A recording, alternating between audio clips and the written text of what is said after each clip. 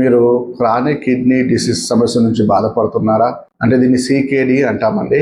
అంటే మనం diabetic పేషెంట్లలో, sugar ఉన్న వాళ్ళలో చాలా మంది టెస్ట్ చేయించుకుంటుంటారు, హెల్త్ ప్రొఫైల్ చేయించుకుంటుంటారు. అందులో మనం రీనల్ ఫంక్షన్ టెస్ట్ అంటాం. అందులో బ్లడ్ యూరియా ఎంత ఉంది, సీరం క్రియాటిన్ ఎంత ఉంది అని తెలుస్తుంది. మనకు సీరం క్రియాటిన్ ఎంత 0.2 నుండి 1 వరకు లోపల ఉంటే నార్మల్ అండి. మనకు 1 దాటింది అంటే మనకు కిడ్నీ దెబ్బతింటుంది అని అర్థం. అంటే కిడ్నీ ఫంక్షన్ సరిగ్గా లేదు, కిడ్నీలు వడకట్టే తత్వం అనేది పాడవుతుంది. అంటే మలినాలను వడగట్టలేక మనకు రక్తంలోనే పంపించేస్తుంటది. అలా మనం మూత్రంలో పంపించాలండి. మలినాలు అనేటివి మూత్రంలో కాకుండా మన రక్తంలోనే వెళ్ళిపోవడం వల్ల వాపులు వస్తుంటాయి. చాలా మంది ఏం చేస్తుంటారు, ఫస్ట్ మీకు మోకాళ్ళ లోపల గానీ, కాళ్ళ లోపల గానీ, ఫేస్ లో గానీ వాపులు ఉన్నాయంటే కిడ్నీ టెస్ట్ చేయించుకున్నారని అడుగుతారు. కాబట్టి అందుకోసమే సీరం క్రియాటిన్ లెవెల్స్ ఎక్కువగా ఉన్నాయి.